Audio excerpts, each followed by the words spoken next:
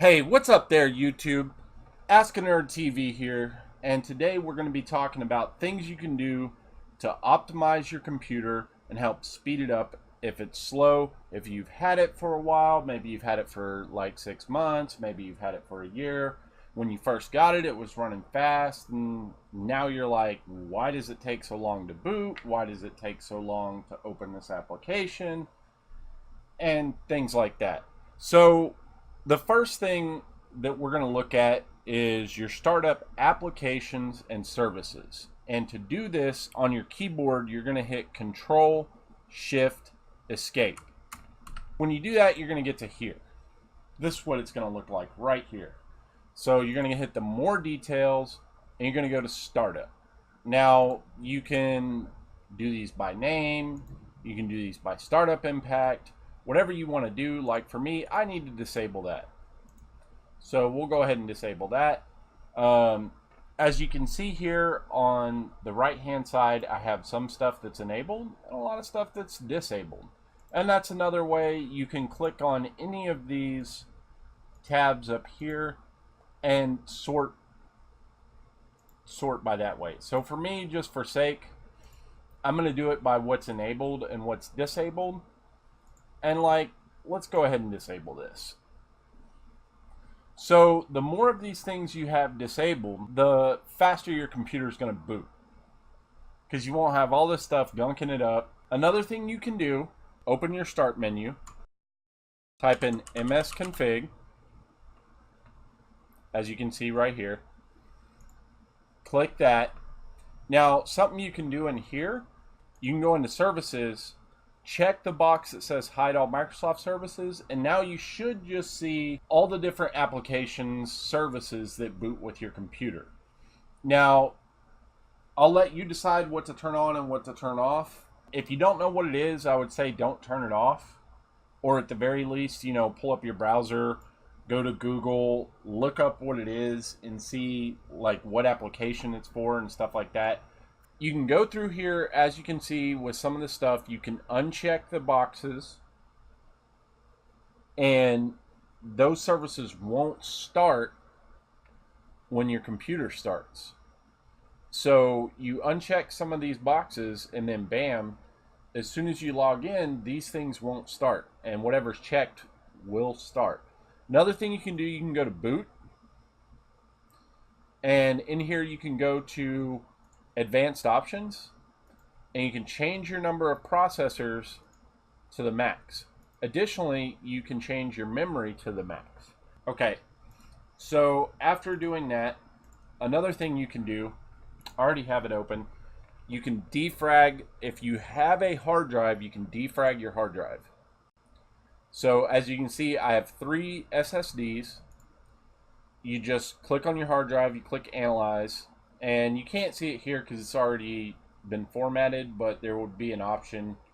Depending on how old your drive is, how much stuff you have on your drive, and how big it is, that optimization could take a long time. Now, with Windows 8 and Windows 10, you really shouldn't need to do this. I think even in Windows 7, you shouldn't really need to do this because this should be on a schedule. But if it's not, as you can see, you can click Change Settings here, and you can check the run on a schedule. I do mine weekly.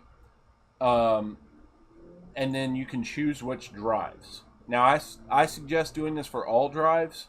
It should be doing it during a time when your computer's not in use. So just make sure you have that set, and you really shouldn't have to deal with this. But it's something you can always check. And as you can see on solid state drives, you can just hit the optimize. It goes through pretty quick.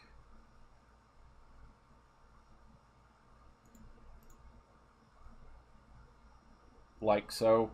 And it goes through and does the trim, and then it helps run faster. So there's some things. Another thing you can do, you can go into your File Explorer. Now, for most people, default, when you click on this, it will go to this window right here. So you won't see, you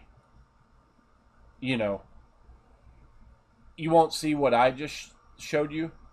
So in order to get there, you just click on this PC.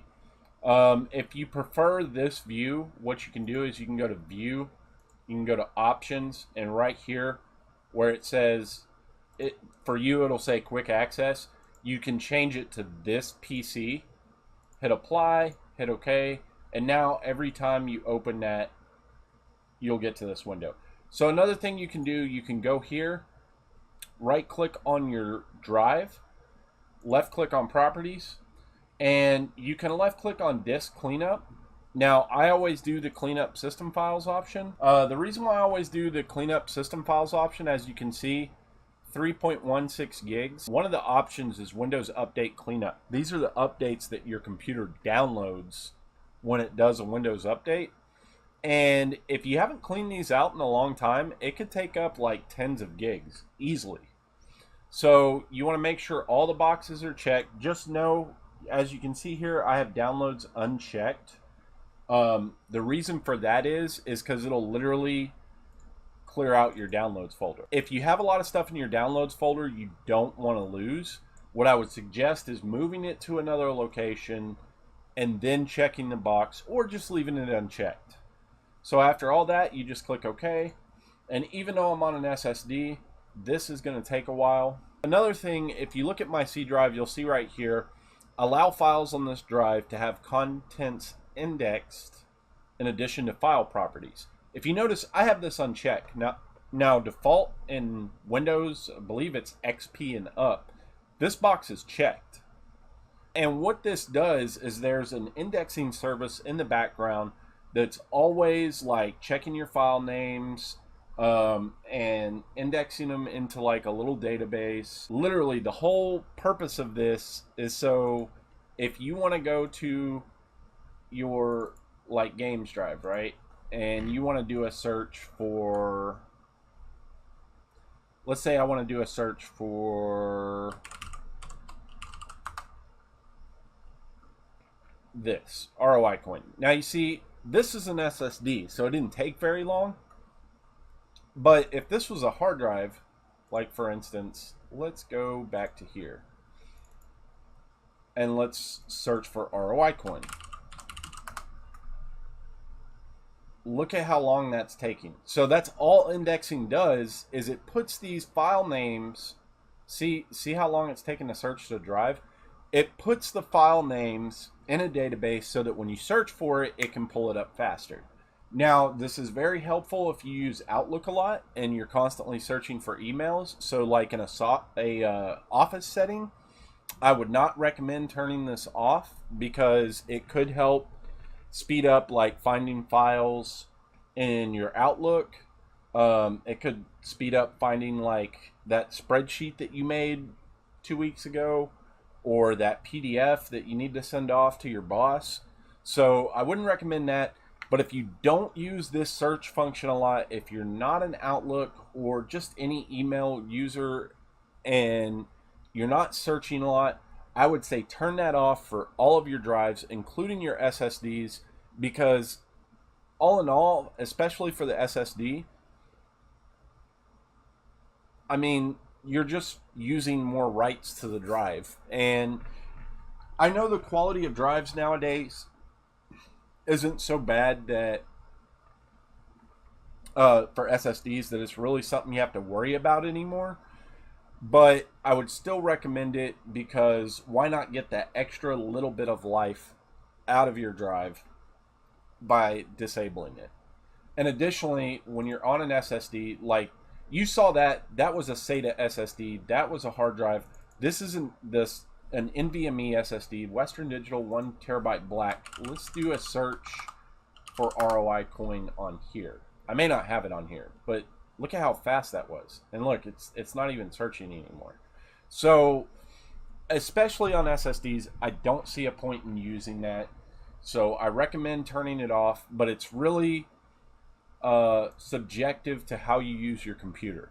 So if you do a lot of searching, go ahead and turn it, leave it on. If you don't do a lot of searching, turn it off. You'll actually find about a 15 to 20% performance gain.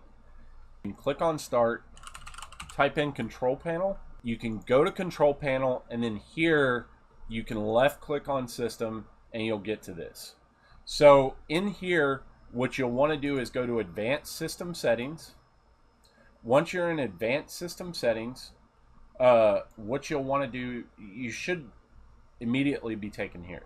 So under the performance part here, go ahead and click settings.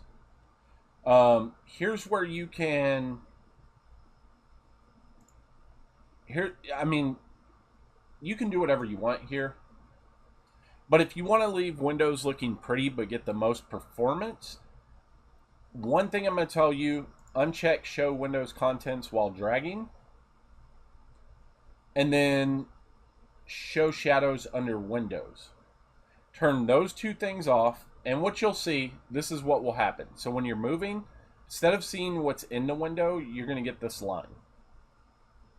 And especially on older computers or computers that don't have like really high-end graphical hardware, I would say go ahead and turn it off. You're not really missing it. It's not like while you're moving a window, some animation is going to happen. It's like, oh my God, I needed to see that. Maybe if you're like trading stocks or something.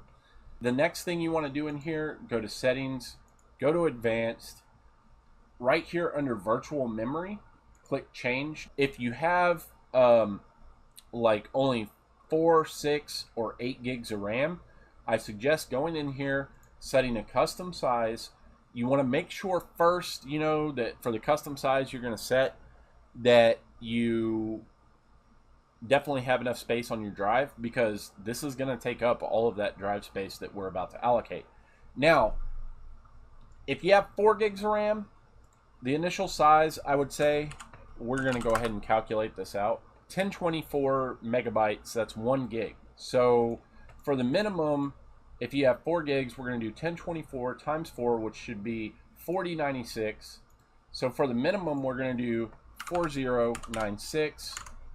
And then we're going to do 1024 times 8 for the maximum, 8192. So that's what we'll do here. So what this does, what virtual memory does, is when you start running out of RAM, it will take those applications and put it into a RAM that's on your hard drive. Like your hard drive will act as RAM. Now you'll know when these applications are running off that because it'll actually go slower. Another thing that virtual memory does is it takes a lot of the unused applications. Man, listen to that. Someone's mowing their yard.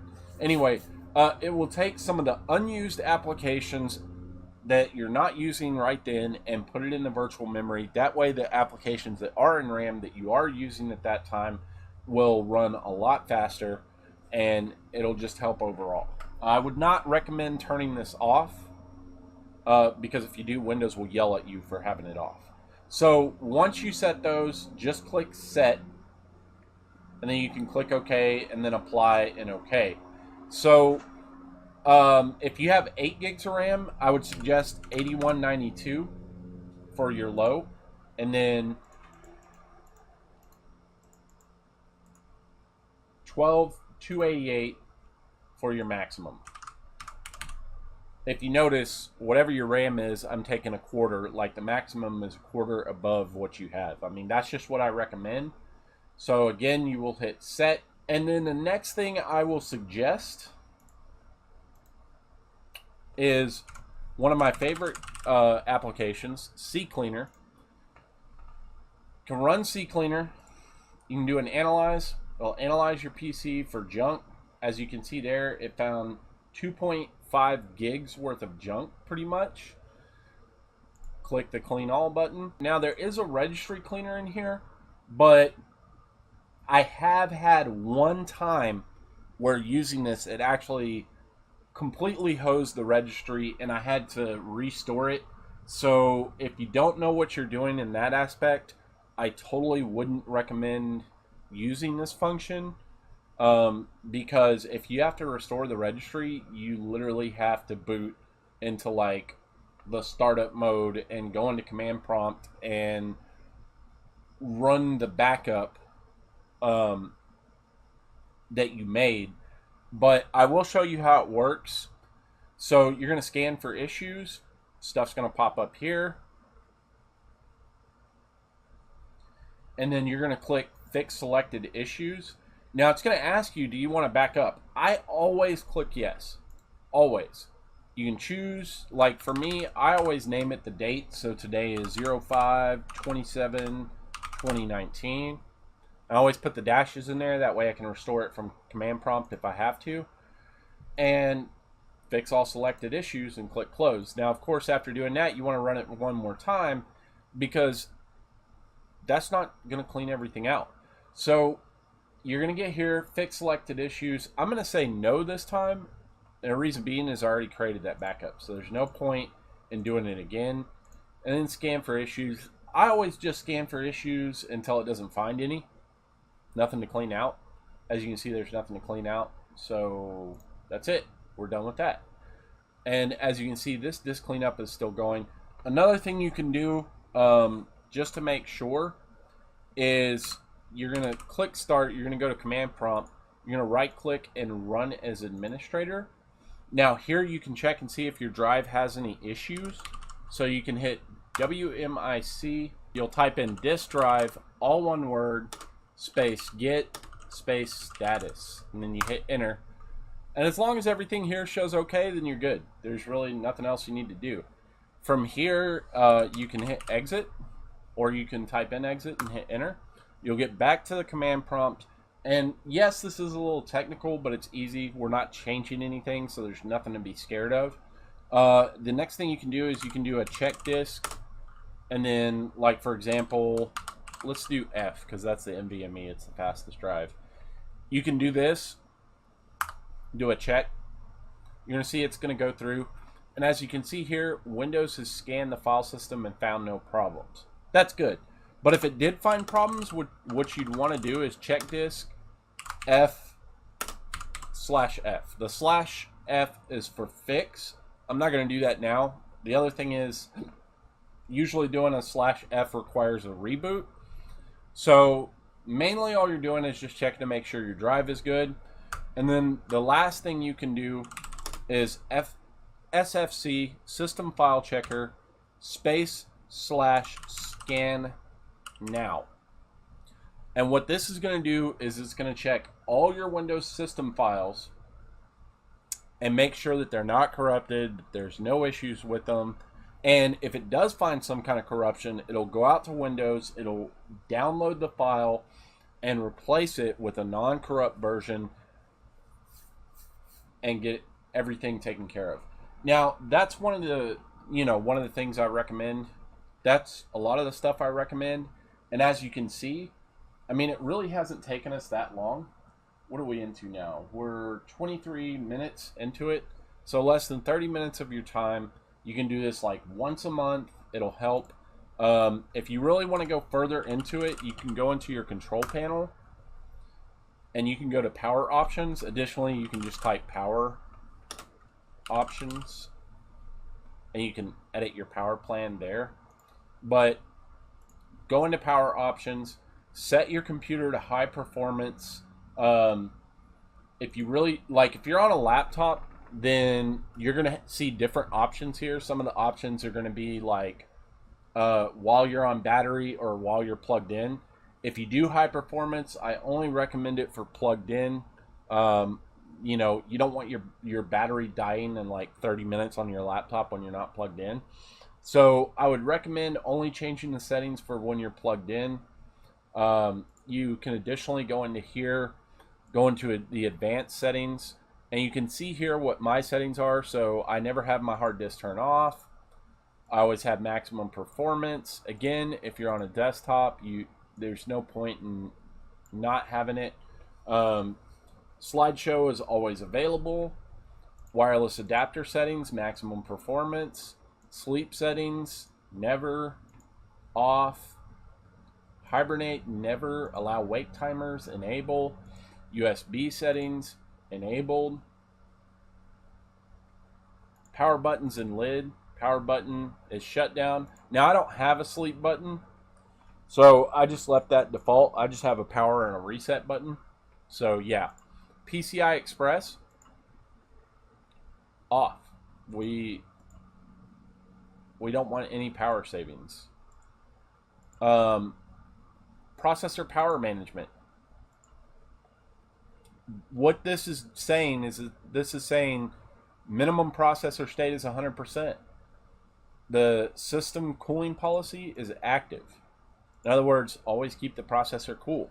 Cooler the processor is, as you can see down here, mine's at 35 degrees Celsius, which is pretty cold. Of course, I'm water cooled.